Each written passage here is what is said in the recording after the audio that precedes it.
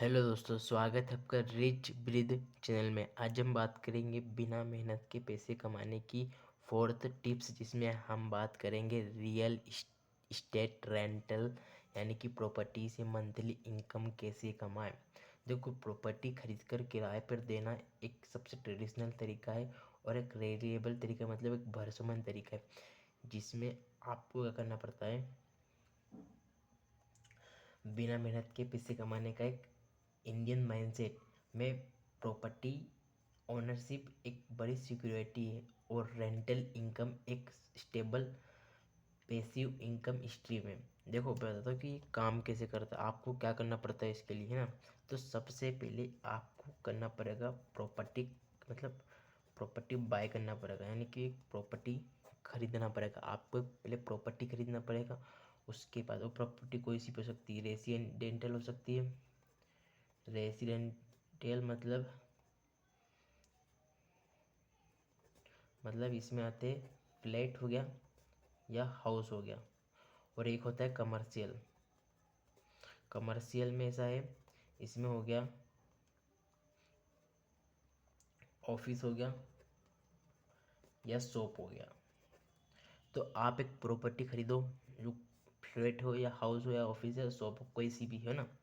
देखो, इसमें जो इन्वेस्टमेंट है, जो इन्वेस्टमेंट होता है ना, जो प्रॉपर्टी में इन्वेस्टमेंट कम से कम 20 से 50 लाख से शुरू होता है। आपको लोकेशन पर डिपेंड करता है। देखो, लोकेशन पे डिपेंड करेगा, क्योंकि हर एक अलग अलग लोकेशन पर जो प्रॉपर्टी की कीमत रहती है वो अलग अलग, कहीं पर कम रहती है, कहीं पर ज़्यादा रहती है, तो लोकेशन पे डिपेंड करेगा, है ना। फिर दूसरा क्या, आपने प्रॉपर्टी खरीदने के बाद आपको क्या करना है, एक किराएदार खरीदना पड़ेगा। एक टेनेंट खरीद मतलब एक किराएदार ढूंढना पड़ेगा, सॉरी, आपको एक किराएदार या टेनेंट ढूंढना पड़ेगा। उसके बाद आप किराएदार मिलने के बाद आपको करना पड़ेगा rent agreement. Rent agreement rent agreement बनाओ, मतलब आपको एक रेंट एग्रीमेंट बनाना है, वो 11 मंथ से लेके या 1 ईयर का। आपको एक रेंट एग्रीमेंट बनाना पड़ेगा, और डिपॉजिट, सिक्योरिटी डिपॉजिट लेना पड़ेगा, मतलब 2 से 3 मंथ का रेंट एडवांस में लेना पड़ेगा, मतलब आपकी सिक्योरिटी के लिए आपको लेना पड़ेगा, है ना, 2 से 3 मंथ का।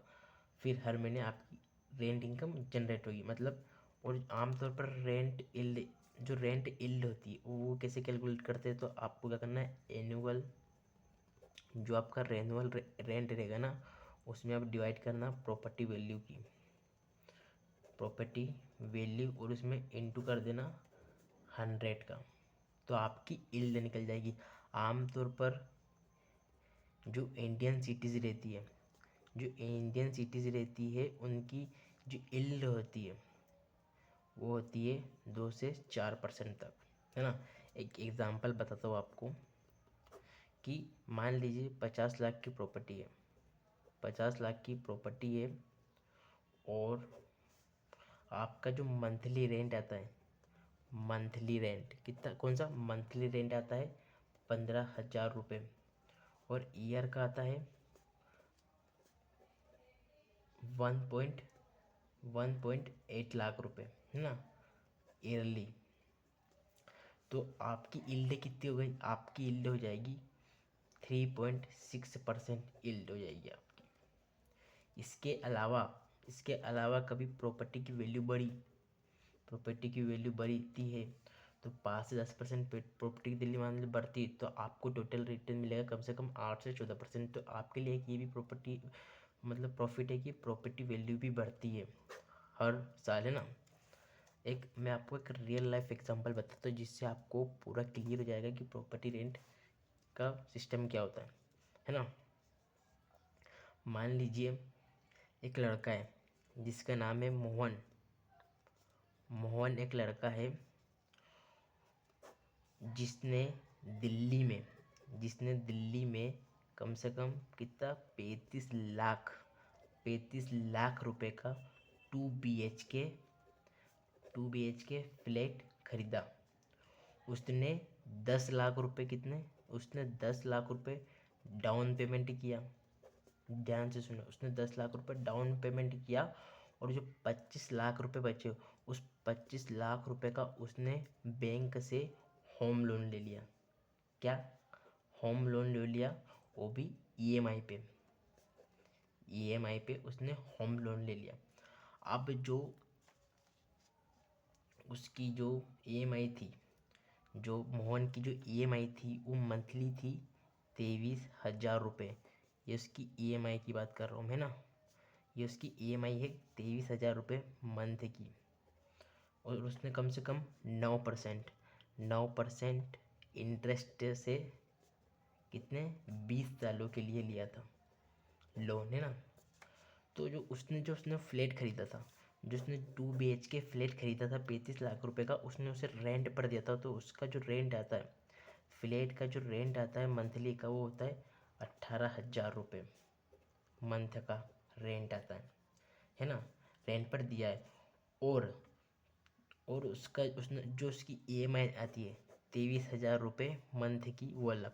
तो मान लीजिए 23 में से माइनस करो 18, तो बचेंगे 5,000।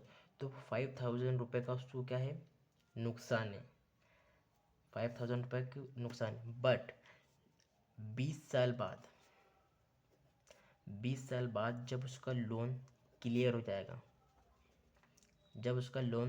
जाएगा, अब लोन क्लियर हो गया, आपने पैसा भी दे दिया, जब आपको नुकसान हो रहा था तो आपने कवर कर लिया। बट 20 साल बाद आपने लोन दे दिया, आपके पास आपका रेंट चल रहा है, तो आपके पास अभी क्या आएगा, हर महीने 18,000 रुपये एकदम नेट इनकम आएगी, 18,000 रुपये, है ना।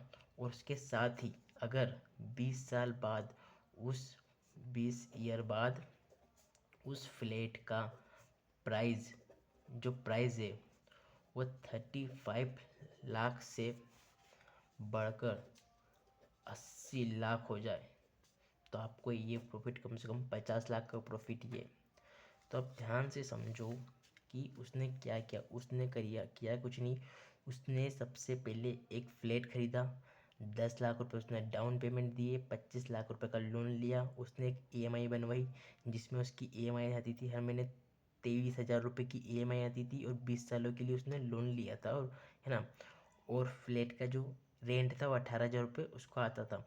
तो 18,000 रुपये रेंट आता था, और 5,000 रुपये उसको ऊपर मतलब कवर करता था। वो कैसे कहाँ से क्या करता था, बट उसको वो कवर कर लेता था उसका जो लॉस है। उसने 20 साल तक इसको कवर किया जो है। तो 20 साल बाद आपके पास जो रेंट आएगा 18,000 रुपये महीने का, वो पूरा नेट आपके पास आएगा, और वैल्यू बढ़ेगी अलग उस प्रॉपर्टी की, कम से कम 35 से 80 लाख रुपए तो हो ही जाएगी नॉर्मली 20 सालों में। तो एक बहुत ही अच्छा इन्वेस्टमेंट होता है प्रॉपर्टी स्टेट रेंटल। आप नॉर्मली ये नहीं कर सकते, तो नॉर्मली आपके पास अगर एक ऐसा हाउस या ऐसा फ्लैट है जो अभी खाली पड़ा है, जहाँ पे अपन नहीं रहते हो, तो उसे यूज़ में लीजिए, उसे रेंट पर दीजिए, एक पैसिव इनकम जनरेट कीजिए, जिससे आप